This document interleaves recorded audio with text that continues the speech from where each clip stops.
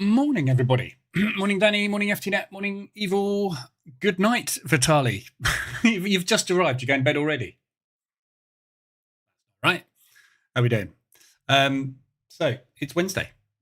Today, we're going to go through the, obviously, what's going on with markets at the minute. We'll have a look at the news, usual stuff, trade the ORB. I haven't got anything specific planned for this morning from a sort of content perspective. So if there's anything specific you want to cover, let me know. I'm going to go through a couple of projects that I'm working on at the moment, just to update you on basically what I'm up to, really. But yeah, I'm trying to develop this mean reversion EA for ORB, which I'm kind of planning to spend the entire day doing today. So I'm hoping I'm going to have that finished off by the end of this week, and then I can update you on that next week. But yeah, so thoughts on a potential bear market? Yeah, going to look at that after yesterday's price action. So I got a really itchy right nose today for some reason. So let's start off with the news. Market's just opened. We have 2.5 minutes left on the 5-minute initial candle. So we'll see how we go this morning. Yesterday, obviously I didn't stream yesterday. Really mixed bag yesterday. So where are we? 20th yesterday. So that was yesterday's trades with ORB. Loser on the FTSE to start with, which was then recovered. So that was good. DAX started off with a loser, which was then mostly recovered. Morning, John. The NASDAQ was an initial stop out and then a second stop out because it was really whippy yesterday. S&P initial stop out and then recovered part of that. The Dow was a nice clean break to 2 profits. So it was a real sort of P&L up, P&L down, P&L up, P&L down. One of those days yesterday ended up like 2% up, which is all right, but not great. So, yeah, bit of a mixed day yesterday. It was a lovely break for the European session. So we had that initial stop out on the DAX, and then it clean broke to the upside, but just didn't get anywhere yesterday. That was the thing yesterday. We just didn't really make any progress up or down. If you look at the FTSE from yesterday, that one was a lovely one. So we had we had that break to the downside attempt again, which failed. So we stopped out and then we clean broke long. That was a lovely trade. I closed that manually because I just wanted to make sure I ended the morning up. S&P yesterday was a short there and a long there. So as you can see, that kind of just paid for itself. Didn't do anything. NASDAQ, that one was a break to the upside, stopped out, broke to the downside, stopped out because it just did that all day. We were just in rotation all day yesterday. It was a nasty market. Saved by the Dow, though. So the Dow kind of was the saviour in the end, which obviously brought the profit, but really rubbish day. So we'll see where we go with the UK. So first range is in. No trade on the DAX on the 5-minute. That's too small. Not by much, though. 0.89. So we're 89 out. If assuming we like wick outside of that range, even we're going to take a break on the DAX on the 10-minute range. 5-minute ORB is good on the FTSE. In fact, it's very good. It's very big. So we'll be taking a 5 on that. That's the gap fill done. On that news. So obviously we had the news this morning on the CPI. So we'll go and look at that while we're waiting for that to kick in. So this morning's news, obviously yesterday, I'll go through yesterday first because obviously we weren't here yesterday. I was down $45 yesterday. Boo. I'm really interested in shorts. Yep. I'm interested in shorts as well. But if it goes long, I'll go long. But I think the shorts are going to be more impactive moving forward, but we'll see. So yesterday, we'll have a look at that in a minute. Australian dollar, interest rate came out as expected at 3.85. So if you look at the Aussie dollar yesterday, that is reverting. I thought that was going to, I didn't think that move was going to last long on the pound. Aussie New Zealand, which is what I'm in at the moment. Lovely big breakdown on the Australian dollar. They retested propulsion and resold it yesterday. We're just coming up to retest it today. So this weekly high here, which has been respected multiple times, I suspect we'll probably push 50% into that propulsion gap and drop from there. But we'll see what happens. So if you look at the Aussie pairs, obviously yesterday we had a big drop down. That's completely undone on the US dollar. But yeah, weakness in the Australian dollar, which is what you would expect off of negative news, which is obviously interest rate reduction, which is weak and bearish for the currency. The press conference didn't say anything particularly interesting from a forward guidance perspective. So no real plans from the Australians. They're just going to watch the data, see what happens. CPI for Canada up. So as expected, month on month, it was a negative. Obviously, CPI inflation dropped basically over the last month because what's going on with these tariffs. The yearly went up. So inflation is rising, which means stable interest rates, which means non-bearish currency movement. So the CAD basically yesterday, I think the market will look at that as potentially a sideways, slightly bullish stance.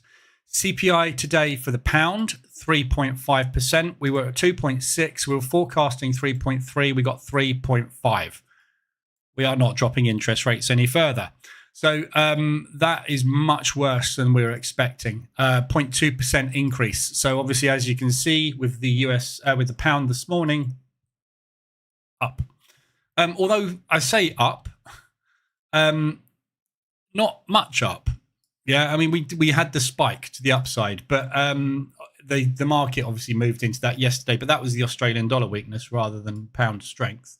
So we've had the big spike up this morning, but it's retraced. So the reason I think that this pound strength isn't necessarily going to be long-winded and sustained off the back of this number, which you would normally expect, is that the trade tariffs that we've got now are going to drop the economic growth, which is going to automatically slow down inflation. So although it's a big spike, it looks bad because that means interest rates typically have to go up. We've literally just dropped them. So interest rates come down to 4.25 on the pound. Target is 3.75 in this year. That would typically scupper that because it's gone up way faster than we were expecting. However, with the trade tariffs and everything, we are going to see an economic slowdown, which will automatically control inflation. So the market has had that initial shock reaction, which is obviously the spike, but I don't think it's going to last because I don't actually think this is massively bullish for the pound, but we'll have to wait and see today, see what they do with it. But I wouldn't expect any long-term huge strength. Obviously, US dollar weakness is going to make this go because it is going to have some strength. But so yeah, we'll see what happens with that today. It'll be interesting to see what the market makes of this. There's no more news today. We've got the stability review later, which doesn't really tend to do anything. And then tomorrow is PMI day. So tomorrow is the busiest day of the week. We've got PMIs across the board for all majors. So we should get some decent movement tomorrow. But again, a purchasing managers index, we're expecting these numbers potentially to be down, but we don't know. It's difficult to tell the purchasing managers index because this is a delayed kind of data release. So it's a diffusion index basically. So what it's kind of doing is looking at what they bought last month, which and what the costs were, and that gives us an idea of what's going to happen with inflation. The problem is it doesn't take into account existing stocks. So obviously all the costs went up with the tariffs, but they didn't necessarily buy anything while the costs were high. So they're just depleting existing stocks. So the PMI index, I suspect, won't actually do an awful lot, which is going to skew data because it's, it's the same thing. If someone says to you, we need a load more milk, and you've already got 10 gallons of milk and it's going to last you for 6 weeks, you don't buy milk at the expensive cost. You deplete your stocks, and then when you're getting really low, you go, right, now we better buy it. By that time, the tariffs have been undone. Prices are back to normal, or rather just 10% up. So this is not going to give an accurate reading on what has been going on with businesses and what their costs have been. So again, it's one of those where, yes, we've got the tariffs undone, but this next time we're probably going to get we're kind of a 2 to 3 month lag on everything data-wise now. So again, it'd be interesting to see what they do with the data that they get given, whether they're going to rely on it for any sort of forward guidance or movement. But I don't know. You need to go live for the members because of PMIs. It's no point in going live. What I'm going to do is I'm going to sit here and go, hey, look, the European PMI figures have come out. It's spiked up. There's not a lot I can say about it, really. And it's all day. I'm not going to sit here and stream all day. Look, they come out at 8:15, 8:30, 9 o'clock, 9:30, 1:30, 2:45. I can't stream all that. I've got work to do. I've got stuff I need to get on with. So that's what's coming up. I don't think there was any overnight news last night. I did scan through this morning. I was looking for some Japanese stuff, but I couldn't see anything. So whizzing through again. Trade balance and imports. Well, the imports will be interesting. Yeah, look at that. So that gives you a really good indication of what's gone on. Actually, no, it's not a good indication because it's year on year, but obviously massively down. Monthly figures will be much more important. That came out late last night. Israel plans to attack nuclear facilities. That's a really good example of a buy the rumor, sell the news. They have a plan to attack to attack nuclear facilities. So the price of oil spikes up, and then they go, well, it's only a plan. Immediate knee-jerk reaction. Actually, it's not really happening. Good example there, but that's what we basically got with Trump all the time now. So yeah, that was it really for news. So nothing particularly exciting. Trump was very quiet yesterday, which was nice. So we'll see what happens today. Right, let's just go back and look at the indices. No trades so far. So on the FTSE, no break of the 5-minute range. We're inside bar. We've got a 15-minute inside bar. So going to basically take a break of that 5-minute initial range when it comes. 2-bar range. Good. This is really weird because this has happened again. Look, so we've got a gappy market. So although that range size is correct, it's over 3889.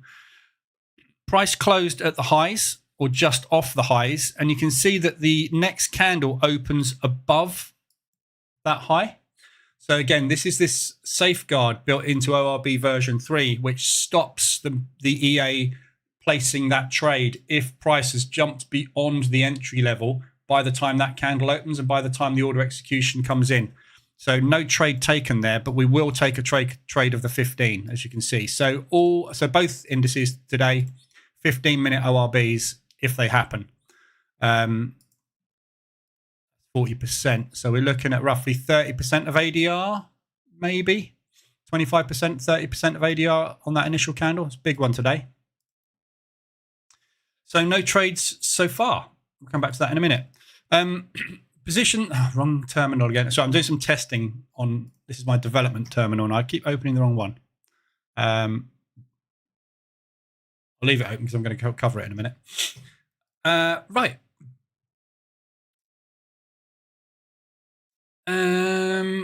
You have it set to 15%. Yeah, so 15% is what I'm using at the moment.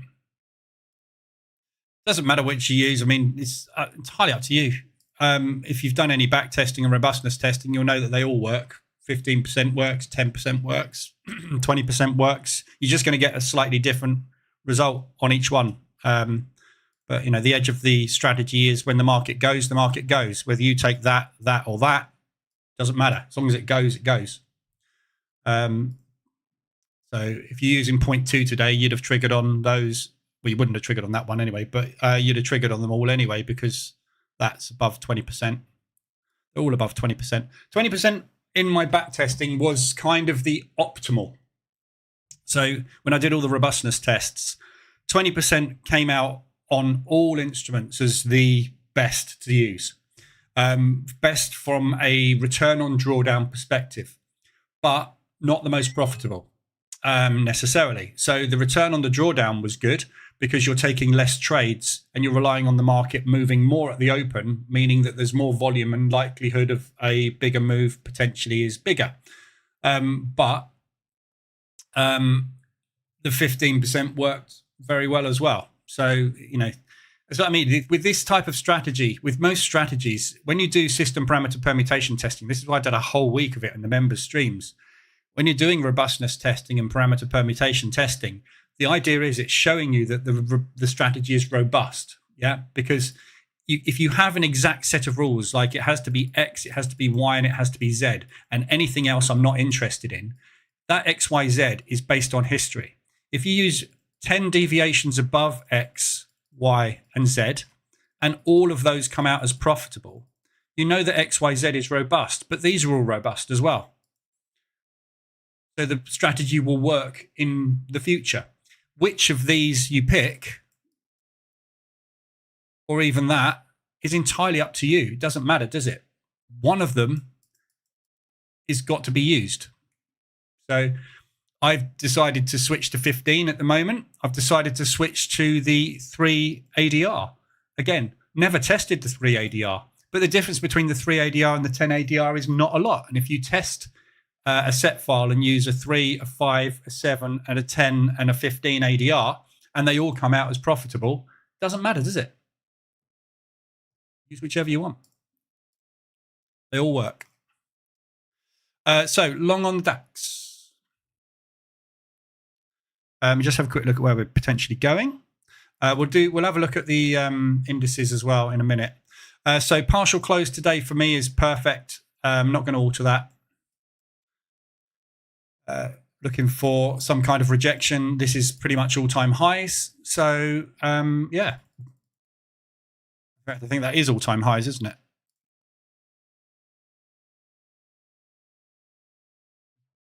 So all-time highs today. So if we break all-time high, we'll be off. So I'm looking to take a partial when we get to that all-time high in case it obviously goes into a freeze. What made you switch? Nothing. Just fancied switching. Wasn't getting as many trades on with the 20%. I think that was the main reason.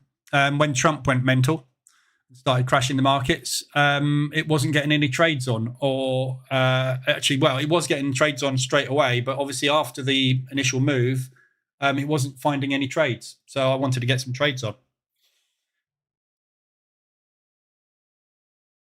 But you know, you say what made me switch. What makes you think I switched? Just because I release a product with a set of inputs in it doesn't mean those are the inputs that are right to use. Doesn't mean those are the inputs I'm going to use. They're just inputs. That defaults to 20 and 10. So what? Doesn't matter, does it? You pick what you like. I haven't got a default. I use what I fancy. If people really struggle with this concept of rules having to be solid. There is no such thing as solid rules. If you've got a trader that uses exactly the same system for 10 years, he'll be bankrupt within 3. You can't do that. This market does not stay the same. It does not stay stable. ADR 10 might not be the best thing to use next year, might not be the best thing to use this year. ADR3 might not be. But if you back test ADR3 and ADR10 and you use a percentage of it between 10 to 20% over the last 5 years and test them all and 90% of them come out profitable, pick one at random. Really doesn't make any difference whatsoever. What's going to happen today, I have no idea what the settings are. I don't know what settings to use today. No one does, because no one knows where this is going. Unless you've got a crystal ball, you can't tell me what the best set file is for any strategy on any EA on the planet, because nobody knows. Yeah. Today, the best stop loss to use, I'm using 15%. The best stop loss to use today might be 7%. And that might give me a 6R return when I get up to high of the year.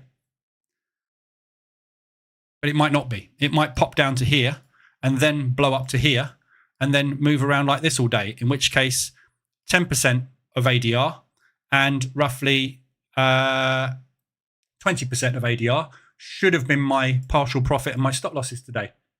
But until I see what's happened today, I can't tell you what to program into the EA. So I just pick a setting and let it go, because they work. They all work. But which days they're going to work, I haven't got a clue.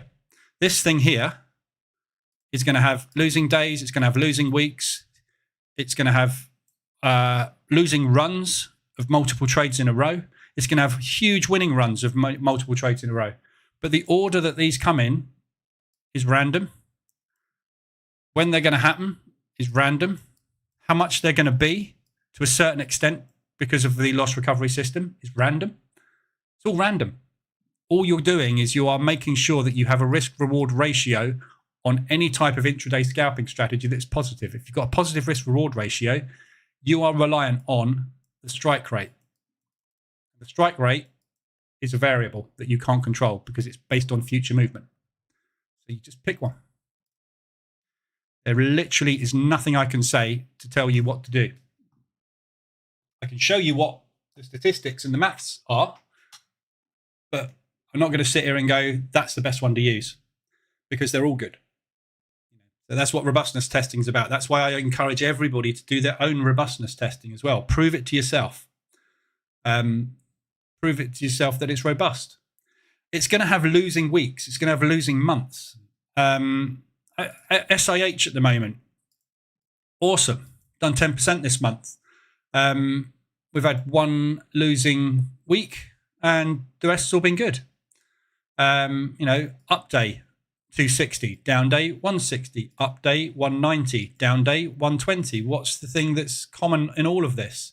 The losing days are smaller than the winning days. You've got to let the edge play out. The edge is there. You just don't know how to execute it day by day. So you've just got to pick one, go with it. But 10, 15, I don't know. So looking at the indices from a bull bear perspective at the moment, I read over the weekend about an analyst that is looking at this on Bloomberg, who is convinced this is a bear market, and he's based his statistical analysis on past bear movement and what happens in a bear market. So we looked at this on last week, or did I cover it on Monday? I think I covered it on Monday. When a bear market starts, I'm just going to try and find another bear market. Difficult to find bear markets because we don't really have too many of them.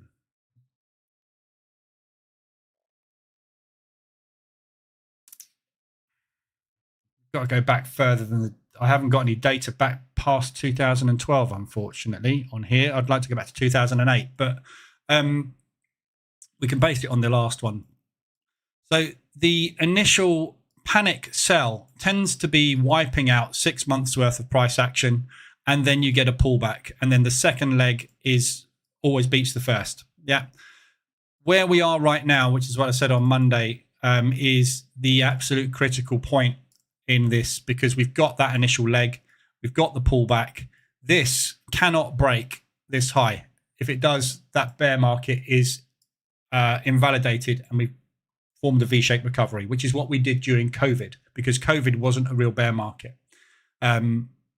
So what we're looking at here this week is critical. This week, we need to break that low from the low of the week, basically, which was Monday, and we need to confirm a downward movement. If that is the case, I suspect the market will start to panic. We'll go back into that fear mode and it will sell off like crazy. And then we'll just start that market structure to the downside. So there is an argument at the moment for this is the start of the bear market. So all the retracements are very different on each instrument at the moment. That's a beautiful double top there on the sort of kind of second leg, if you like, in the Dow bear move.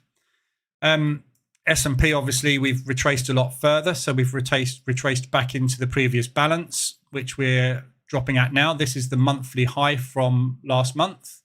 Sorry, from 2 months ago, from March, which it's kind of pushing into now. NASDAQ has broken that high. We've got this propulsion move, which was the start of the bear run, which it's running into, and we're finding some sellers in here.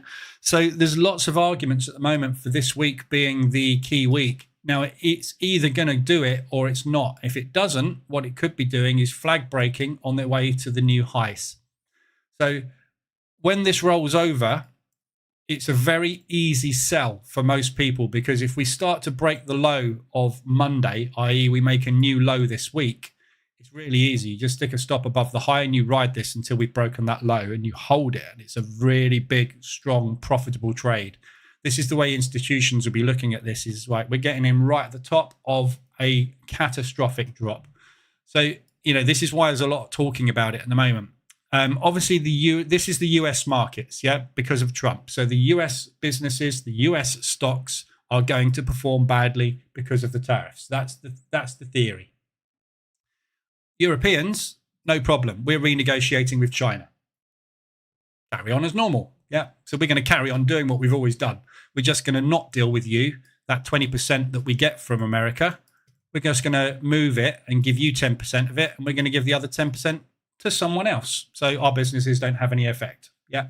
So if you're going to charge us 10% extra to do business with you, we will remove that and put it somewhere else that isn't charging us 10%. And yes, we'll make it slightly less, but we will be much more profitable. That's the way they're looking at it. So market analysts looking at the European markets as being normal as it can be at the minute. And this is obviously at the moment. Things can change. But with the US markets, obviously, they are forecasting that as a potential outcome. Now, obviously, it is just a potential outcome, and this is what the sort of discussion was all about. The reason that people are getting excited about it now is because we've only got that much risk left until we invalidate the theory of a bear market. So now that people are starting to think about, maybe I should get in here. Maybe I should try and take another one if it does push a little bit higher. Maybe I should go for the double top and assume that it's not going to make a new high. Yeah.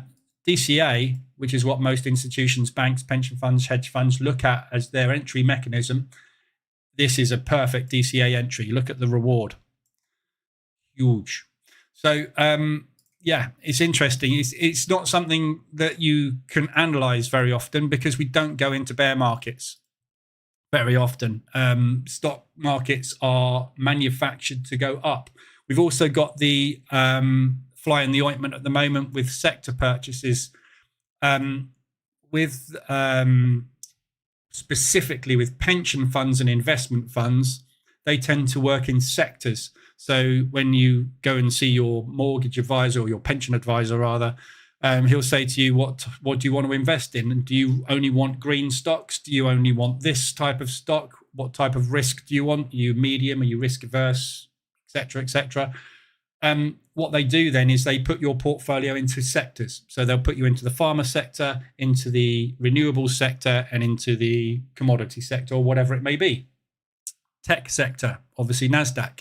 So when you're having sector purchases, that also affects how the markets move. If there's multiple sectors which don't basically have any interest because the tariffs have really hurt their business models, meaning it's going to be hard for them to make growth, sectors will all start to sell off at once. And that's what causes that cascade effect. So there's all sorts of stuff going on at the minute. But right now, if you want a kind of punt, if you like, don't forget all trading is gambling with an outcome of X or Y.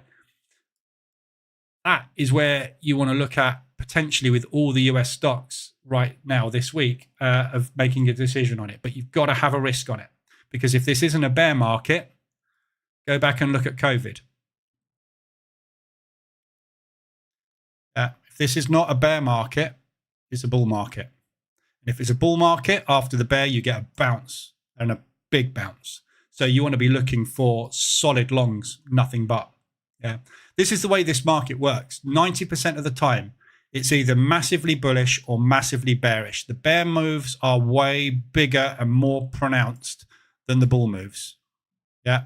So a bear market, you tend to see 3 times the ADR of a bull market.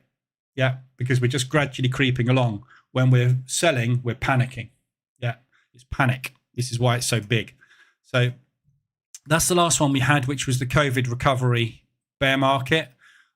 This is the Trump destruction market.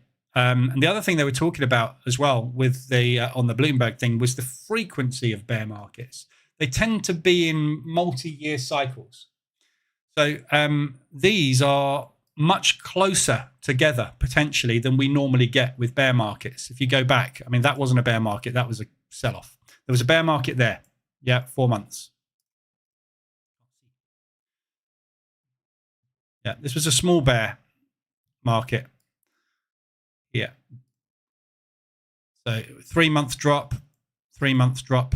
Yeah, but the rest of the bear markets tend to be 1 to 2 months, and they are not really bear markets. They're just pullbacks to the 200 moving average. Yeah, that's what a normal bear market is. It's a pullback to the 200. When it goes beyond the 200, we're considered fully bear. Yeah, the frequency of them is usually years apart. Yeah, and we are kind of years apart. But look at the 200 moving average and look at where we got to.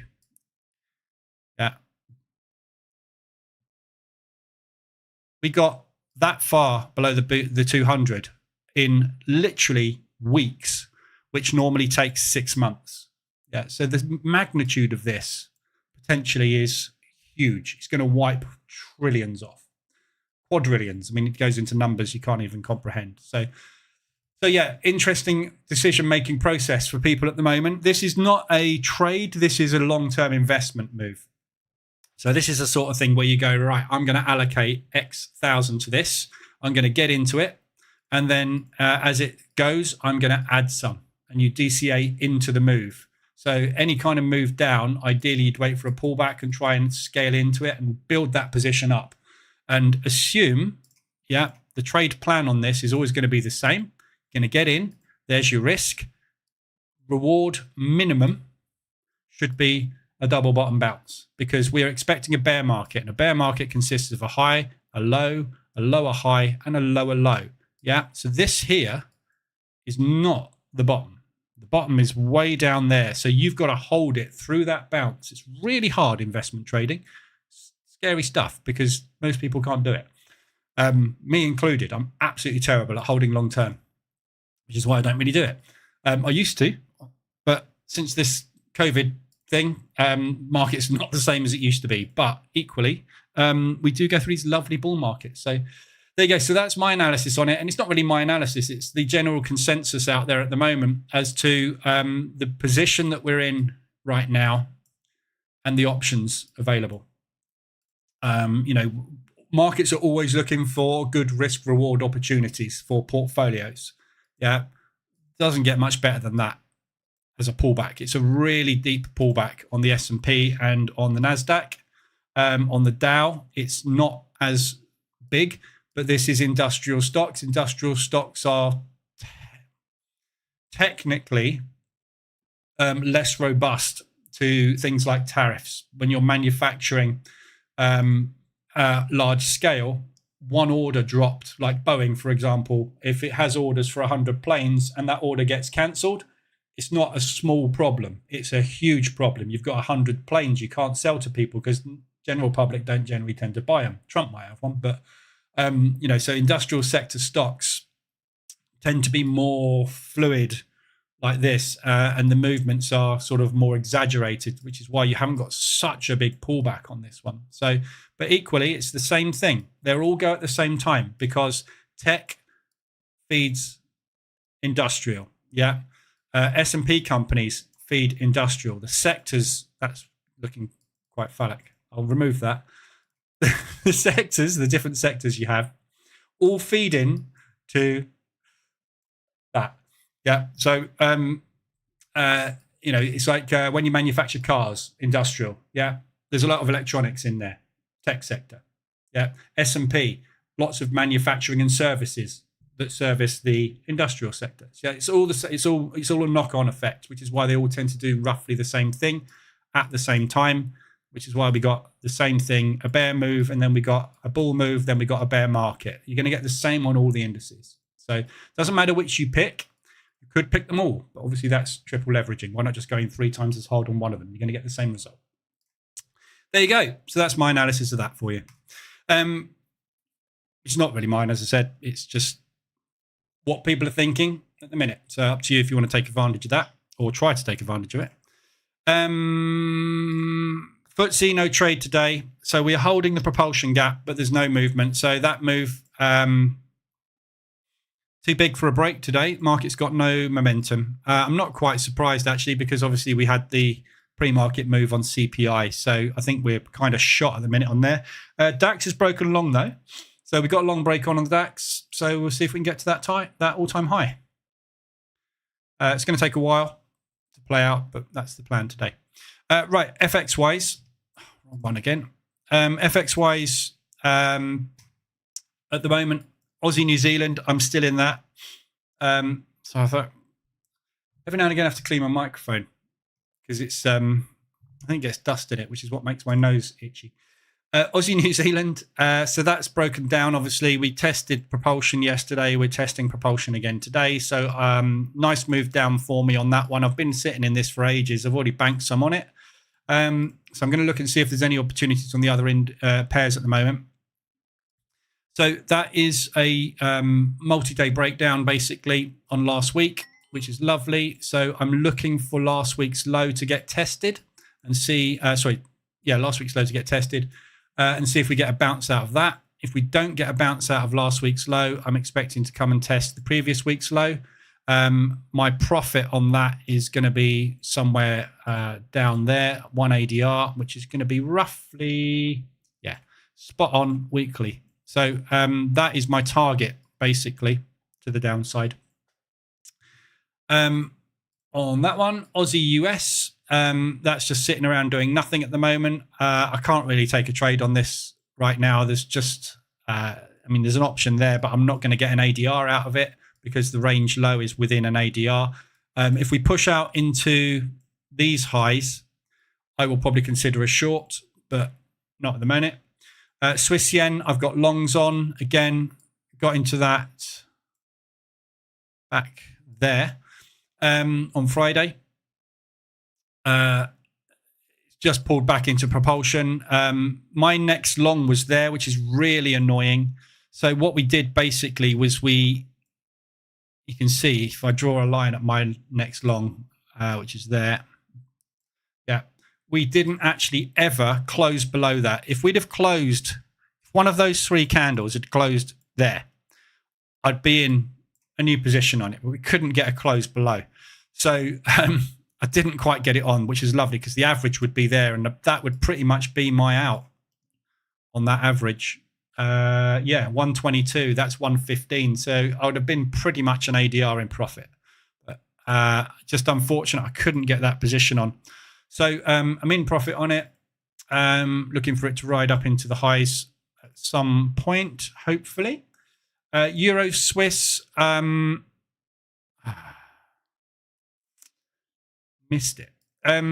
So I was toying with the idea of taking along on this. It's gone already. See, this is what happens when you don't use automated entries and use manual entries. You miss stuff. I've only missed it by a couple of candles. Screw it. Right, long Euro Swiss. So I was looking at this yesterday. I was watching these lows. So we got a 3-week low, 2-week low, which double bottomed. We have really contracted range, and we've just broken down through that level now. So I was looking basically for an opportunity to buy down here, and then target back up in this propulsion gap, those highs, or even back up into there. The reason I like it is because we pushed down really strong, we've pushed up, and then we've made a higher low, which has held. So I thought if we come and stay in a range and we retest this level, I'm assuming that we're going to come up and retest that high, which is easily 1 ADR. So it's an easy out. So that was my entry on it, but I kind of was waiting for it to get down there and get a little reversal on M5, but I missed that this morning. But M15 is literally just triggered half an hour ago. Close enough. So long on that one. Target is going to be 1 ADR, which is going to be roughly 150 up there. It's 57. So again, targeting this area for an exit, which is propulsion. Euro pound, have that on long at the moment. I've got 3 positions on this one. Average is here. So on the reversal alert. So again, been in this for ages. First entry was back here, dropped for a day and a bit. Second entry taken. Then we sat around for an entire week. I just managed to get a third entry on, which actually formed last week's low. And now we're pushing up. We've just tested these highs. If these highs go, we should get a flush up into ADR and those propulsion gaps, potentially back up into 175 ADR. So target for me is 1 ADR. So we're looking at somewhere up there, 37. So 125 ADR to the upside, which is kind of these propulsion gaps. That's my exit. Euro CAD shorts on at the moment. So I'm hedged on the euro. Expecting some Canadian dollar strength. PMIs tomorrow is going to move all of this. So yeah, looking for that to push down basically. Got 3 positions on that one. It's just stuck at the minute. We've got 3 ranges at play. So there's 3 areas of balance. That one there, this one here. Then we had an invalidated or rather a test of that propulsion gap, which was a price discovery failure, back into balance. Now we've had a price discovery to the upside. Sellers that were there have stepped back in and again. So either that is going to hold and we're going to come back into balance, and then we're going to try a price discovery down, which is fine. That's target. If not, we're going to come back up and we're going to test this propulsion gap, and we're going to see if there's any real reason to be trading back up in this area. So looking for a scaling, but at the moment it's kind of flip-flopping around, stuck. CAD is obviously moving with the dollar, and the dollar's stuck. Pound US dollar, we just had an attempt at last month's high, which is at the moment failing, but that is a CPI move. So again, today is going to be critical with this. We're going to see if that pound is going to rally on CPI. I don't think it will, because we're not going to increase interest rates because of inflation. We're not going to reduce them. That's all that's going to happen. So we're just staying at the same interest rate, which doesn't make us bullish. It makes us neutral. So I suspect that might fail and we'll just sit around. Any positive news on the dollar, obviously, and this is coming down anyway. That's the bit that worries me about this one, because the dollar is not very positive at the moment. But I don't think the pound is going to be particularly negative, but I'll prove right or wrong on that today. So that's what I've got on at the minute. Oil's gapped up again. Oil price is stuck, isn't it? So ADRs today, there aren't any. We've got 1 weekly, which is US dollar Swiss. Huge drop in the last 48 hours on that one, or rather 24 hours. That's coming out of propulsion now, look. You got a 3-bar reverse. Not really a 3-bar reversal, but it's nice rejection and bullish, which gives you the reversal alert out of propulsion.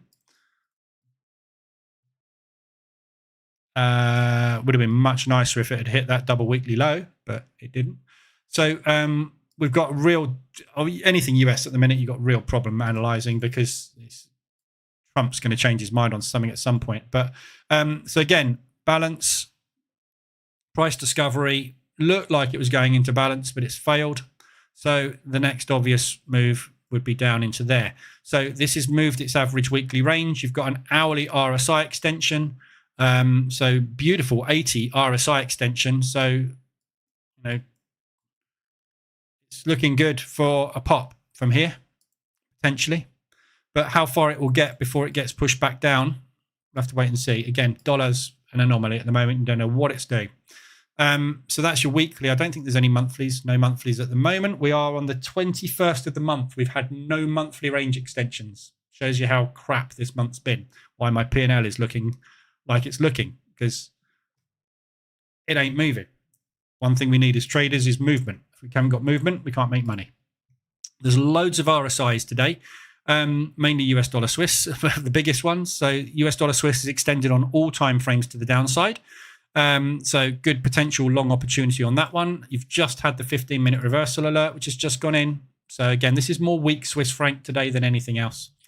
But there's loads of other RSIs. You can go and look at those at your leisure. But yeah, we've got good hourly RSI extensions on quite a few things. So the pound US dollar is a good one. Euro US dollar is the same thing. So obviously take one or the other. Beautiful 3-bar reversal trying to go in there. Like to see it close below the low of the last hour on that. But that'd be a nice short opportunity. But yeah, that's about it. So there's your RSIs. CAD Swiss is a 4-hour. That's coming off monthly lows as well. That's really nice as a long. Got a propulsion gap to back you up there. If that doesn't work, it's likely to bounce out of that. 4-hour 80. Good. And obviously US dollar Swiss we've looked at. There we go. Morning, Chris. Morning, Peter. Because I said it, yeah. Well, DAX made a new all-time high. When was that?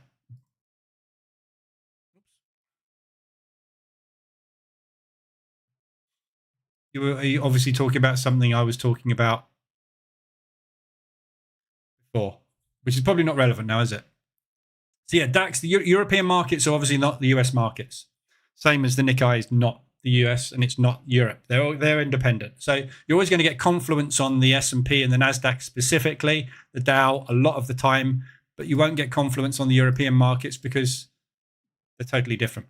Yeah, totally different. It's all to do with trade. Business is to do with making money. Making money is to do with selling stuff and buying stuff. Yeah, it's all to do with trade.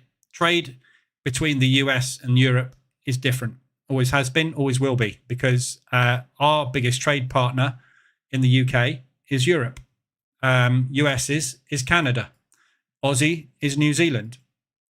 Yeah, and the trade relationships between all of them are unique. And this is an index of trade at the end of the day, isn't it? Profitability of business is based on buying and selling and trading. So they are going to be independent. But you know, this is where this sector thing comes in.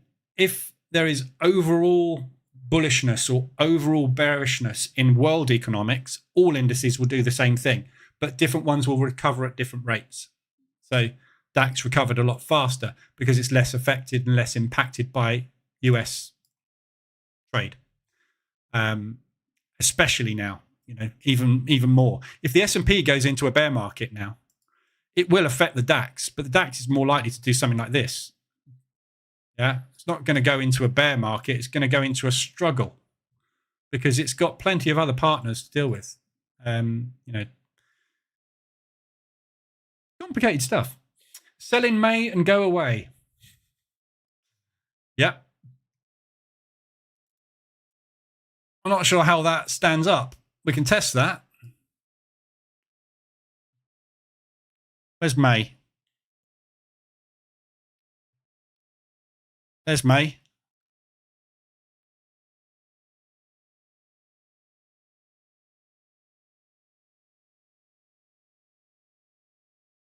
Another May. And another May. That doesn't work, that, I'm afraid, Joe. Sell in May and stay sideways for 3 months. Sell in May and stay sideways for 3 months. Sell in May. Now, this is different because you're in a bear market. But yeah, that one worked. But you're in a bear market already. That's cheating. On the DAX specifically, we're not, are we? Let's see what it looks like on the US indices. We were in a bear market, so yes, of course. No. No. So sell in May and go away, I would say definitely don't do that. Unless you're in a bear market, in which case then, yes, do that. It's the same thing, isn't it? If you're in a bull market, buy it. If you're in a bear market, sell it. Yeah, intraday, it will do whatever the hell it wants. But overall, long term, stick with that bias and you should be okay more often than not. Trouble is, you don't actually have anything that tells you what the bias is going to be until you use something like a moving average to detect bias change. By the time you've detected bias change, you've been buying it for about 3 weeks. Which is why moving averages are absolutely useless. They tell you what's happened, not what's going to happen. You have to react to what is happening. That's how you make money. Right. Long on the FTSE. So we are actually making progress on the FTSE now. So propulsion gap held. So we've got nice backup propulsion gaps on the DAX. So DAX-wise, this is your close yesterday, which is obviously what they've used as pre-market high. So pre-market high, if we break that, we should easily get that partial today. And FTSE is going to be a little bit more tricky today because we've got to break the pre-market high to actually get a decent risk-reward ratio out of the partial. Has anybody done any testing? If anybody's trading the ORB, which I assume some of you are, has anybody done any testing without using a partial close? Because it occurred to me, somebody asked me, can't remember who it was, might have been a member, might not, about testing without a partial close. And I did none. So the reason I did none is because my partial close is set to 75%, which is pretty much close, isn't it? Yeah. So I'm closing 75% of the trade off at a partial. I didn't actually bother not testing the don't use a partial close because I wanted that runner because it was based on the SIH logic, which is basically using 2 targets. So I've never actually tested this without actually a partial in place. So it might be an interesting experiment to test that and see what the robustness testing says about using fixed targets. The reason I like taking a partial is because at least you bank something if you're wrong. So if it pushes up and pulls all the way back to your open, it doesn't affect you, does it? Which is why I'm using slightly smaller targets, sort of 2 hours, 3 hours maximums. But yeah, I didn't test the that. So that might be an interesting test if you want to do that. It's something that I will probably do at some point, but again, time. So yeah, it's something that's worth having a look at because obviously the whole purpose of me using a partial is to make sure that you bank something when the breaks work. But obviously by banking a partial, those days where you're getting those huge runs, you're missing all that profit. But obviously they are a lot less common. So hence taking a partial. But anyway. So nice clean breaks today.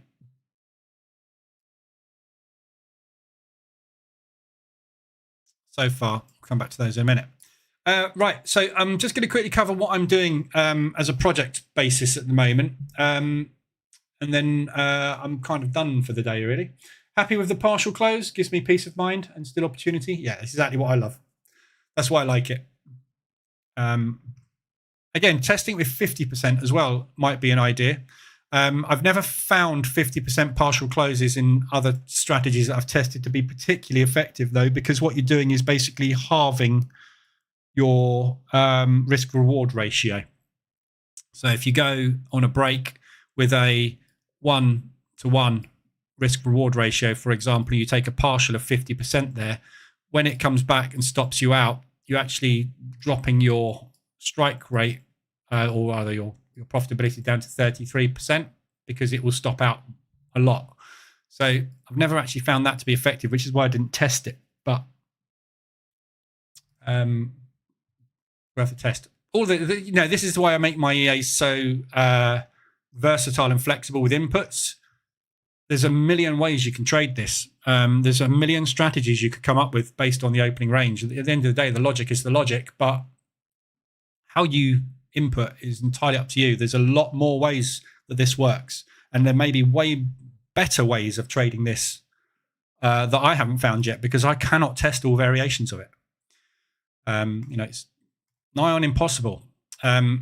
That's one of my projects, actually, is using AI deep learning to do that analysis for me, which is on my list. It's very long.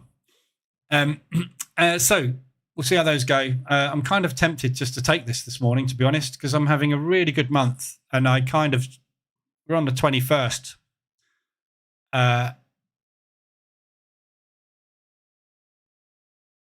But there's an argument for leaving it because we're having a good month. I just hate seeing that amount of money disappear, which it does. Anyway, I'll come back to that in a minute. So bear with me 1 sec. Euro pound is off. Okay, so that reversal alert, that structure break and break of high is in place. So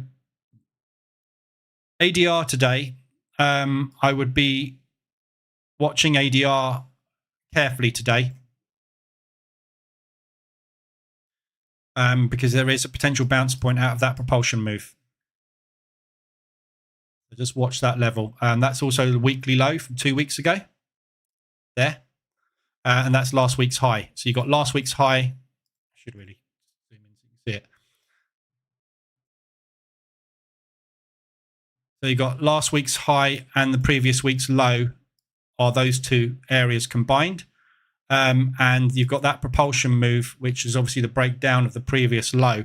So there is potentially going to be a lot of sellers interested in reselling that breakout to the downside on all three of those. So there's going to be quite a lot of selling pressure at ADR today. So just be careful if you are long on this when you get there. Right. So the other main project that I'm working on at the moment is a data project. I'm trying to put together a large database, basically, of price movement and statistics, so that I can develop rules-based mean reversion strategies, mainly for stock indices, but it's got applications in all markets, basically in commodities and FX as well. So this EA that I've got at the moment, I've covered this before in the live room, but this is my main sort of project at the moment, which I'm developing an EA for to export all the data. So what this does is, at the moment, I'm just looking at the DAX here.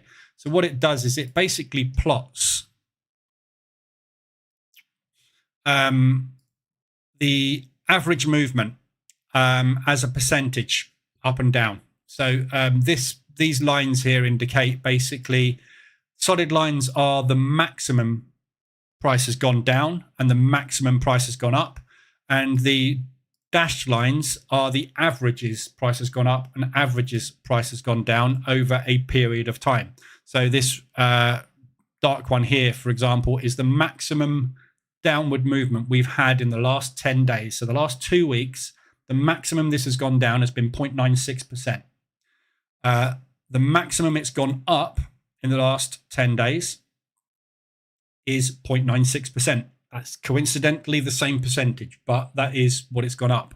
So this shows you kind of this is a little bit like ADR, basically. It's percentage up, down, which is pretty much the same as ADR. It's just measurement in percentage. So it's just basically saying that's the furthest we've moved up in the last 2 weeks. If we get there, there's a chance it's not going to get much further, isn't it? Yeah. Or it's a target level. So what this EA does is it recalculates dynamically and plots the averages for the last whatever. So in me at the moment, I've got it set to 310 and 60. So it plots the last 310 and 60 averages, places those on the charts. It uses time-based analysis as well. So starting at 9:30, shouldn't be doing this on the DAX at 9:30. This is going to be completely wrong. But the idea is I'm looking intra-session. So when we're trading the opening range breakout, obviously we are looking for a break out and then an exit at some point. What this EA is doing is saying, right, how far up do we typically get in that session from 9:30 or whatever it may be, and then what happens afterwards. So it's designed to gather data on all of the price movement, typically over the short-term period, intra-week, the medium-term period over the last 2 weeks, and the long-term period, which is over the last 60 days, which is 3 months. Yeah. So it's looking at what's been going on since news has hit recently, what's been going on this week, and what's the average long-term movement that this instrument tends to do. And the idea being is we can use those as targeting and mean reversion levels. So when we get to these levels, we start to short the market. And what it does is it exports all that data into a CSV file, which gives you full analysis of everything day by day, week by week, month by month. So for example, here it's gone down below that line, which is the 3-day average, which is 30%, and it's basically bought it. Yeah. So the idea is we buy it and then we just close it at the end of the session. There's no targets, there's no stops. Stops and targets we can calculate automatically because we know what the averages are. So on average, that is the maximum we tend to get to on average. So if you did want to put a stop on it, it would be somewhere down there. And the likelihood is you wouldn't get stopped out. So you're either going to make money or you're going to make a small loss. But if it gets beyond that level, you would make a hard exit.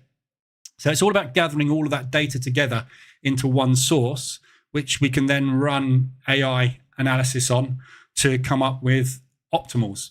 So that's basically what I'm working on at the minute. There you go. So that one ended up in a loss because it did actually get further. And it went down to the other average line, which was the average over however many days it was. I didn't see what that other average was. It was 60. So that was the 60-day average it tapped into there and couldn't get beyond it. Doesn't mean it's going to do that. Same with ADR. Just means it's unlikely to get beyond it, isn't it? So there we go. So there's another example of a sell. So we pushed up above the 10-day and the 60-day average into the 10-day maximum. So this day is the biggest day we've had for 2 weeks. That's the biggest day we've had for 3 months. Yeah. So there you go. There's another example. So getting in at the highest point we've had in weeks is likely to be a good mean reversion area. But I don't know at this present stage because all I know is what the levels are. So it's a case of running trades and running analysis on all of these levels. So that's the idea. And the idea will be to pair this with ORB to formulate this is the best breakout strategy, or this is a good breakout strategy, and this is a good mean reversion strategy. So you're going to get days where this thing doesn't work, and you will not get any trades on this because it hasn't gone anywhere, which is fine. You'll have days where this will work beautifully. You'll get a lovely breakout, and then you'll make profit on those. And then the mean reversion averages will kick in, and you'll make money on the drops. So you're going to get double the profit. And then there'll be days where it will break out like a crazy thing. You'll make a load of money on that. You'll try to short that, and it will carry on going. And you'll have missed a load of that percentage. You think, oh, I should have stayed in it for longer. And you go, oh, I wish I hadn't got into that. But what we're looking for is averages. Where's the edge? If we just took that one every time, what is the mathematical edge? If we just took that one every time, what is the mathematical edge? If the edge is there on that, the edge is there on that, the edge is not there on that, not there on that, and not there on that, then we formulate an EA to take just those positions. And that will maybe not play out. That one will play out a little bit. You'll get an average. Yeah. And the same for the downside. So it's all about gathering that statistical data, which is what this EA is actually doing at the moment. I can't open this file because it's live, but I can open that one. And this is basically what it spits out. So again, there's more data going to go in here. This is just the starter, but it just plots the date, the starting price to the open of the day, whether or not you got into a sell. If you did, what level was it? Was it the period 1 average, the period 3 average? Which one did it exceed? Where did you get in? What was the maximum drawdown taken? When did you get out? What was the actual result of the trade? Same for the buy side, same data. Yeah. And then it gives you the daily high, the daily low, the average, the actual range of the day. So there you go, 10.41%. That would have been in April when Trump announced the tariffs and all that stuff. So, we usually do 1 or 2% a day, maybe. We did 10%. So you, again, identify the outliers, remove the outliers because they're useless. You max up, you max down. Yeah. So on average, how far does it go down and how far does it go up? And again, when we're in a bear market, we can define a bear market. We can look at what the averages are in bear. We can look at what the averages are in bull and formulate a strategy that has a filter based on bear and bull movement using moving averages if we want to. There's all sorts of stuff you can do with it, but without the data, you can't do anything. So this is the project at the moment, and I'm building an EA basically, which is going to do all this analysis, gather all of this exported data, which I can then put into a database and get an AI crunch in it, basically, to come up with the main numbers, I think, that need to be used. So it's quite a big project, and it can be applied. And the reason I'm building it in the way that I'm building it is so that I can apply it to any market. So again, you can do this on commodities, futures, forex, stocks, whatever you want to. Anything that moves up and down is going to have averages. And that's what mean reversion is all about, is finding the averages and playing the averages. This is not optimized to make money at the moment. This is just optimized to take trades so that I know it works. But there's a good example. Look. So those two averages, that was a news event, obviously. But yeah, so that's literally the main sort of focus point at the moment. And I'd like to get all this data out onto the web as well. At some point, but it's a case of just getting it gathered at the moment to try and initially complement the ORB strategy, which is obviously great, but we do miss the mean reversion. Yeah, so look at that. There goes that $600 potentially. So this comes crashing straight down and sits around here now. We've lost it, but if we knew that on average that's where the market goes to, maybe that is where we should be using our partial. We shouldn't be using support resistance. We should be using averages. And if averages line up with support and resistance, double confluence, isn't it? So there's lots of information I'll be able to extract from all of this data. But it's a case of spending the time to get it together. So yeah, so that's what I'm working on. And I haven't done any testing on it yet, any optimization testing at all. Might be a good thing to do. I wonder how long this would take.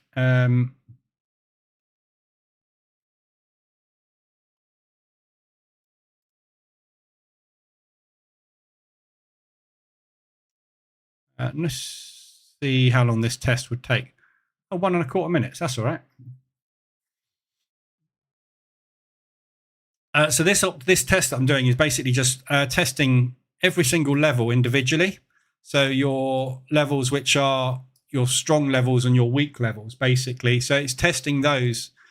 Should we take that? Should we take that? Should we take that? And it's going to give us the outcome of taking combinations of all of them, basically. Not a great test, actually, because it's going to be taking some at 3-day average up and some at 10-day average down, which you wouldn't do typically. Maybe you would on an index, actually, because it's going to be more bullish than bearish. So maybe it makes sense most of the time to take bigger upside shorts and tighter downside longs. I don't know. That's what data is, what it's all about, analysis. Finding out what works and what doesn't. That's going to do 12.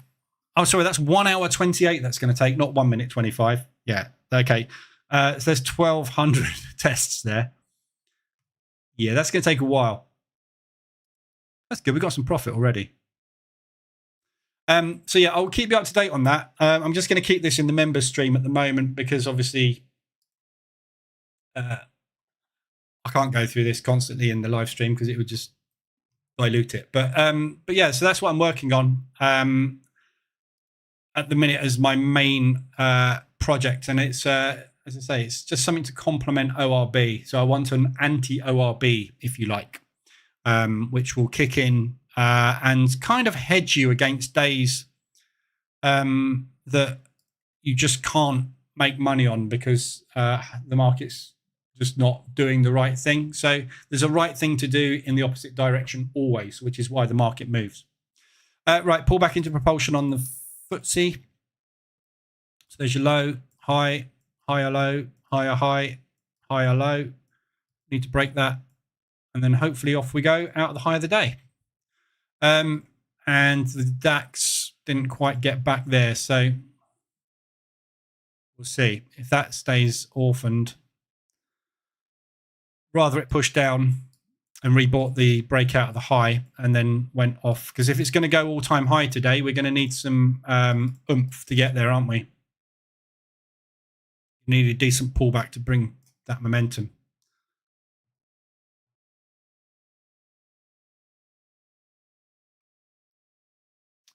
Right, that's all I got for you this morning.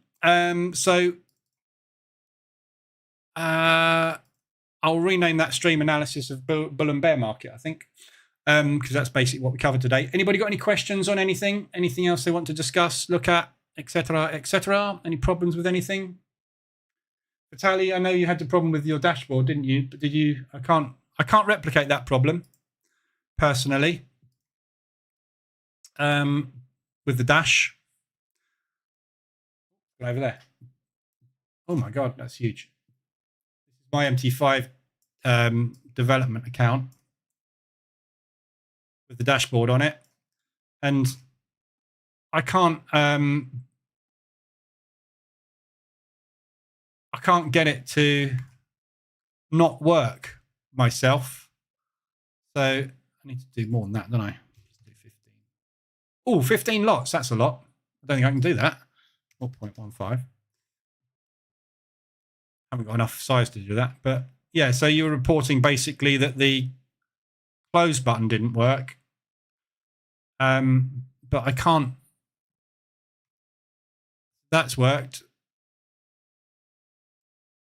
50% works.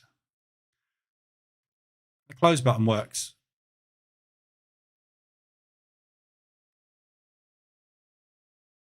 I can't break it. The only thing I can think is it's something to do with futures. But it certainly works on this account. I can't break it. So, but if you do find out what it is or get any errors, I will look into it. But I haven't got. I was looking to see if I had a futures account. I've got nothing. I've got no brokers on MT5 that let me trade futures.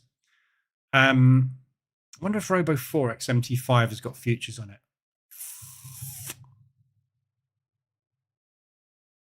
Might try that. I might open an MT5 in Robo. Because the logic basically doesn't work in any other way than close 50% of lot size. And as long as your broker allows that, or close all lot size, as long as your broker allows that, which they obviously do, which is close order, I don't see...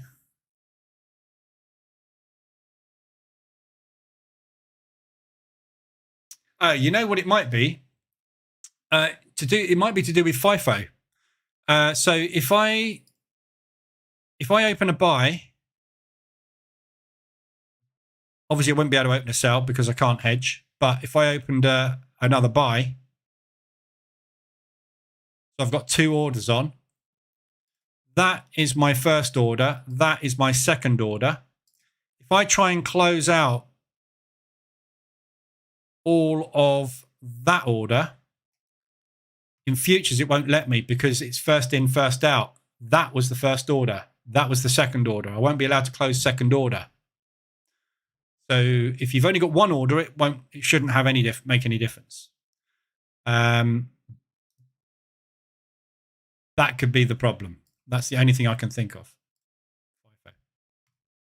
Anyway, even if I don't even know if you're still here, Vitaly, but Sometimes I have to click a few times on the close button in the EA to close the trade.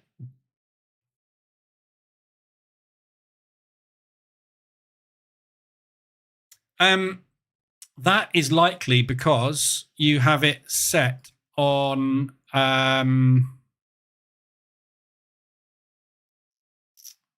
so with the update interval, if you have the update interval set really big, there are certain parts of the EA script that only run on update. To do with the buttons,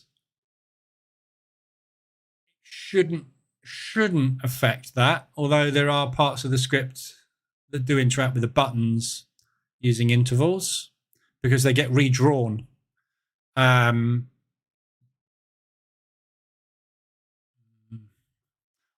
never had a problem, but doesn't mean there isn't one.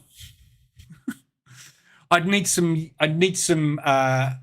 kind of, I've got this problem and it happens when I do exactly this. I've got to be able to replicate it, basically. So if you've got something that happens regularly, I need to know how you're doing it, because that will help me identify what parts of the code it could possibly be.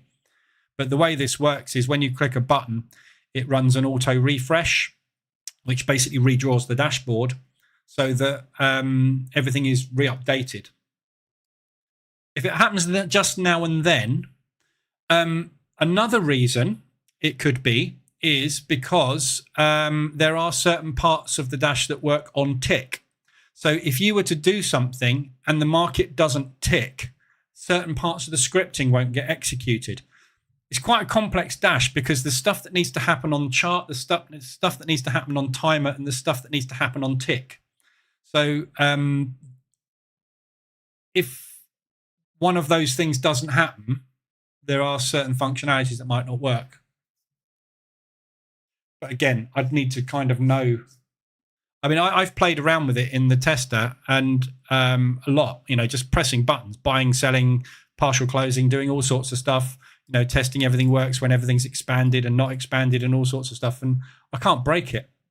There's something people do stuff with stuff that I have never done because there's so many things you can do. So if I don't know the exact steps that have gone through, it's hard to troubleshoot those sorts of things. It's to say any type of coding, programming, any programmer will tell you the most impossible things to fix are things that happen intermittently because you can't reproduce what happens. If you can't reproduce what happens, you've got no hope of fixing it because you've got to see the problem. Yeah, it's like saying to a mechanic, my car's broken down. You can have a look at the outside, but you can't go in the bonnet. Well, when does it happen? I'm not telling you. It's like he's going to go, I can't really fix it then, can I? I can't fix the problem if I can't see the problem. But, intermittent ones are a bit of a pain. But if it's only happening every now and again and it's not a major problem, that's fine. This is designed for position trading ideally. And, time critical clicks are less important for us, aren't they? They're, if I click that and it doesn't work 3-4 seconds later and I click it again and for some reason it's not working, I'll go over to the chart and I'll shut it down manually. If I was scalping on a 1 minute chart, yeah, you've got to have that working fast, haven't you? So, but that's not built for. Nice profit on euro pound now. So we've just tapped into that previous monthly.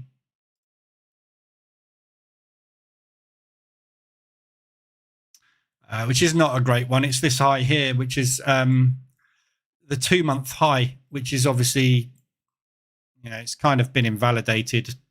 Not really, it's not a pivot point, is it? It's not one of those. It's kind of on the way up. So not a great resistance. So I wouldn't expect necessarily to have a big reaction there. But obviously there are going to be orders there. People, institutions, if you're looking at weekly charts, yeah, that is an important point there, isn't it?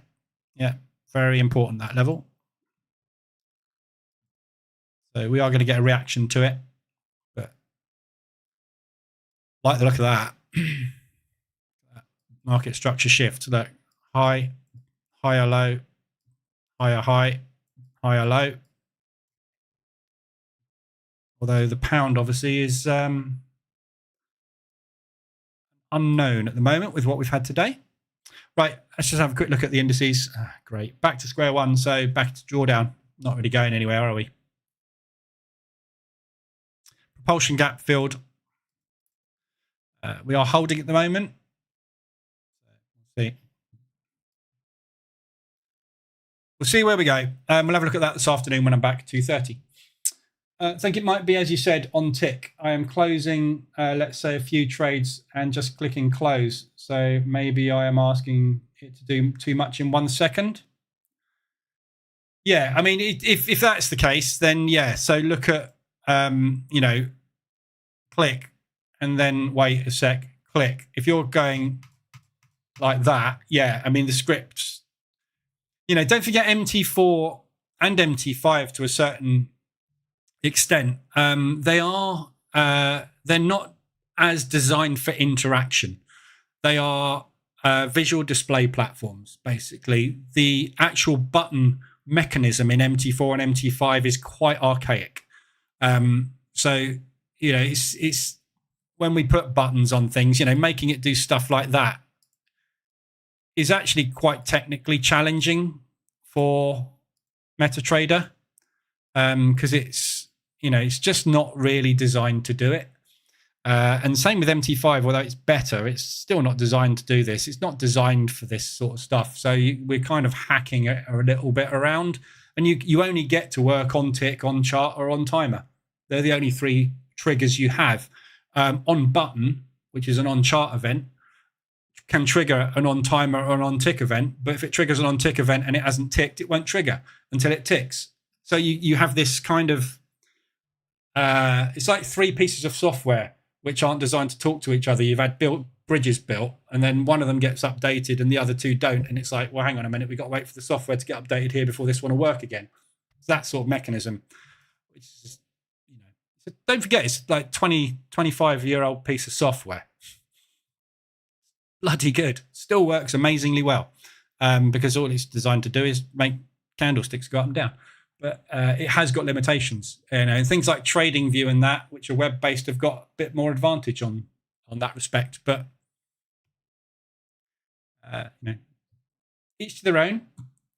That's one of the reasons I'm doing all this data analysis, because I'm thinking about moving all of my strategies out of software and online only, so that the strategy triggers will happen from data on a website, and then I can feed that data out to any platform, or you can just get signals and trade off of those signals from the website. So I'm trying to make myself less platform specific, in that all the data analysis and everything is based on data.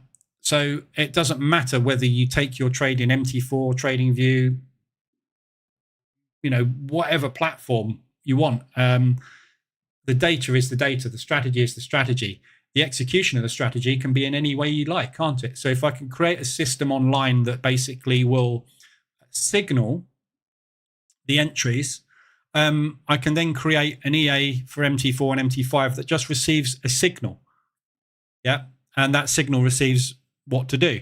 But it doesn't have to be MT4 specific. The signal is the signal. So if you've got a TradingView script, Pine script I can code, I can send those signals to TradingView. I can send those signals to Tradeovate. I can send them to NinjaTrader. I can send them to wherever. It's an API at the end of the day, rather than a piece of software working specifically on MetaTrader 4, which doesn't even work on MT5. So I'm trying to look at ways of moving my life off of MetaTrader. The thing that worries me at the moment is the Russian thing, because my life is working on Russian software, although they're not Russian anymore. Company, they are, and there's sanctions in place. There's all sorts of problems with it. So I'm looking at ways of trying to sort of safeguard what I do really from here, because everything I've done in my life has been built around this. If suddenly MT4 or MetaQuotes was to collapse as a business, I've got to rebuild everything I do, yeah, from an automation perspective. So by moving that online, it doesn't matter what software I use, does it? It becomes sort of much more fluid, becoming cloud-based, if you like. Yeah. All your EAs and teachings made my life easier and finally profitable. Wish I bumped into you 10 years ago. So does everybody else. But yeah, I mean, it's the same old thing, isn't it, though, Peter? I wish I knew what I knew now 10 years ago, and I would have saved myself 10 years of whatever. You know, I system hopped for a good 10 years. Actually,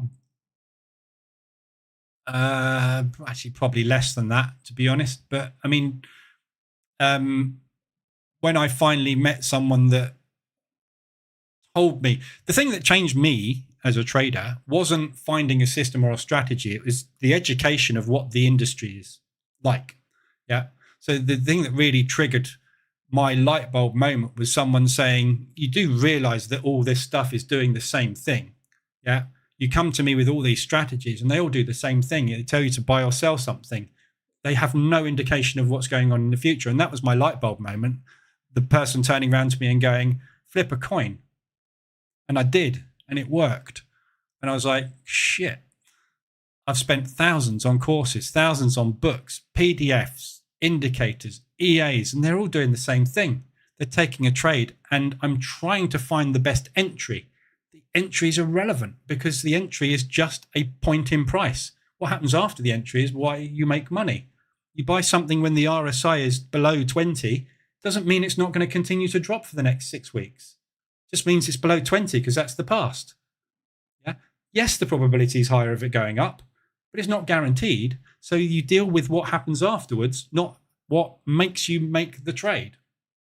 If I'd have known that when I started, if on day one someone said to me, systems and strategies, indicators and everything else is irrelevant, you need to work on a way to manage your position after you've entered it. Work out what happens after you get in all the time and then optimize that part of it. Don't try and find the best part to get in. Find the best way to manage the in. When you're in, manage that bit. Don't manage the bit before you get in because that's pointless. That's just a set of things that happen, a set of confluences that come together. It's like walking out of the house with walking boots on, an umbrella and a raincoat when it's bright sunlight, knowing the fact that a storm is coming. Yeah. You're prepared. You know what you're going to do when you get out that door. When you take a trade, if you're planning on everything that could possibly happen to get you into that situation, you walk out with a bucket load of stuff. You walk out with like thermal gloves. You walk out with Wellington boots, walking boots, trainers, flip-flops, shorts, suntan lotion, everything, because you've got no idea what's coming. So just focus on when you've got in. You've got in because of that reason. Worry about the after. Don't worry about the before. If I'd have to teach myself one thing 15, 20 years ago, it'd be that. Don't even look at systems and strategies. They're irrelevant. You need a reason to press a button, but that doesn't make you any money. All you need to know. Yeah. This thing's broken out long. Why did it break out long? Because the market went long. Does it matter whether I use 10, 15 or 20% of the average range of movement over the last 3, 10 or 20 days to press the button? No. What matters is when this goes up, where do I get out? It's either going to work or it's not. That is not in my control. When it works, I need to manage this part of it. The reason I press that and what happens afterwards, if it goes down and against me, I have no control over, I can do nothing about. This part, I can decide on something, but I have no idea which to use. So there's no point in focusing on that. If a trade works out, now I'm going to focus on what do I need to do today to get back losses from yesterday? If yesterday was a positive day, should I be more loose? Should I be more tight? Should I look at the averages it moves up? Should I look at the areas it's moved up to? What news have we got coming up today? Yeah. None of that, which is what makes you money, has anything to do with pressing the binary button. That's the bit that really, really people need to home in on. This is how you make money. When something goes your way, when it doesn't go your way, you can't do anything about it. So if you find something that has a 70% strike rate that takes 25 trades a year with a 70% strike rate, you're going to take all of those 25 trades, yeah, and you're going to know that a certain number of them, I really should have picked 100. Something that takes 100 trades a year, you're going to know that 30 of those trades are going to be losers. So when they start to work out, those 70 trades that work out in your favor, you need to focus on, because you know that's going to happen, what do I do when they work? Don't focus on the getting in. You can find any indicator on the planet, right, that will give you a strike rate of 1-to-1 at higher than 50%. There's millions of them. But it's not about getting that 1-to-1. It's about squeezing as much out of that winner as you possibly can. You know, like, I keep going back to what Tom does, Tom Hugard. He gets into a trade. If it's working, he presses it, he adds, which brings his average closer, and he will stop out on a lot of trades. But when they work, they make a lot of money. It's not why he's getting in. He could flip a coin and get in. It's what he does after he's in. That's how money is made in trading, not the reason for getting into the trade. That's irrelevant. Yeah, if something pushes down like this and you expect it to do that, it can do that and then do that. Yeah. If it does that, now how are you going to make money out of that? If it does that, you can't control it. If it does that, you can't control it. So forget about it. Just use the entry. It will work sometimes. When it works, milk it. That's where it's made. Yeah. Or take it, you know, realize where you should be taking profit. Formulating a plan. You know, this is why all of my position trading, you see me on every analysis I do in every trade that I'm in, I have a plan. Yeah. I'm in this from here. I was totally wrong. What was my plan? My plan was for this to come and break the highs. Yeah. So my plan was basically, when we came down to here, was for a bounce and a retest of that high. If that had happened, brilliant, I would have taken my profit off. If it didn't happen, my plan was to scale in until we hit this propulsion gap, which I was expecting a bounce at. Now, my plan is changed. So my plan now is, what do I do with the situation I'm in now, which is this average price rather than this average price? That's where my average price was to start with. This is where my price is now. So now I deal with this. It's a totally different situation. But what I'm looking at now is, where am I going to make money? I'm not looking at, should I have got in there? Yes or no. Should I have scaled in there? Yes or no. This has happened. It's in the past. I can't do anything about it. Whether it goes down or up is irrelevant. What I'm looking at now is, where are we going? Here, here, and here. So my plan is to get out there at ADR, because that makes me money. That's the focus. You can flip a coin, press a button up and down, and it will happen or it won't happen. If it doesn't happen, what's the plan? If it does happen, what's the plan? Don't focus on, how should I get into the market? Because you don't know where it's going. You've no idea whether the PCI numbers tomorrow, or the PMI numbers tomorrow, are going to drive this 200 ADR up, 200 ADR down, are going to make it whips or up and down 100% and stay where it is for a week. You've no idea. So don't worry about it. Deal with what it does. There you go. So there's a lesson to me. So if I do go back in time, I can't see that video, can I? How can you send your past self a message just in case there is time travel? That's what I'll work on next. Exactly. The one most important thing you told me, it goes up, it goes down, it goes sideways. No one told me that before. Yeah. It's not until you do it so long that you realize how obvious it is. Yeah. This is why I position trade. This is why I love position trading, because it's all it does. It goes up and down and sideways. It can't do anything else. Yeah. I got in here and it went down. So I got in here and it went sideways.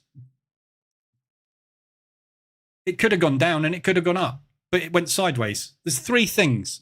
There's three strategies: breakout, mean reversion, and trend.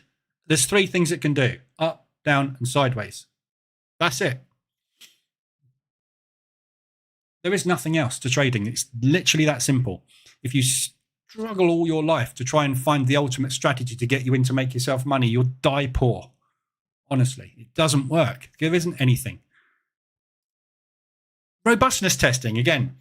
Robustness testing shows you this, doesn't it? Sorry, I'm waffling now, but if you do a robustness test, and I've got it on my desktop. If you do a robustness test and it gives you, over a period of a year, it gives you an equity curve that looks like that, and another equity curve that looks like that, and another equity curve that looks like that. And then you test exactly the same thing over a previous period, and the equity curve goes like that, and the equity curve goes like that, and the equity curve goes like that. That's not robust, is it? So that's not a great strategy. But it's just all about finding things that work the majority of the time. So if you run that test over that year and it does that, and then you run the test over the next year and it does that, it's robust. Because that year you had a chance at making money or not losing money, and that year you had every chance of making money and couldn't lose money. And then you run it over another forward test and it does that. That's robust. Not consistent. It's robust. So the reason you got in was because you flipped a coin at 8 a.m. and went long or short. The entry's got nothing to do with it. It's just what happened. So as long as you've got a set of rules, and as long as you follow the set of rules, and the set of rules have proven to yourself in the past that it's profitable, that's all you have. There isn't a strategy I can tell you for the future because we don't know what it is. It'll go up, down, and sideways. That's all it's ever done. And I'm going to stop out on the DAX and the FTSE because it's going down today. Can't break the highs on the DAX. The FTSE is struggling as well. So we will see. So stop outs down there. So if we're going to break short, it'll be one of those days like yesterday where we're flip-flopping around all day. We'll see what happens. We'll find out later. Back at 12:30, we'll have a look at the US markets and see how we're going there.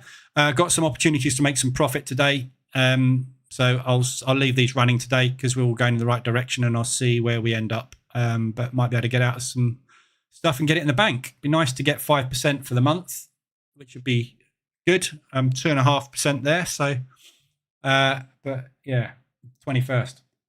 Right. All right. Have a good day. If you need anything, let me know. I will be back this afternoon at 2:30 for the US session, and obviously back again on Friday. So if there's anything you need, anything you want to cover in the member streams, obviously let me know. Other than that, I will see you guys soon. Have a good day.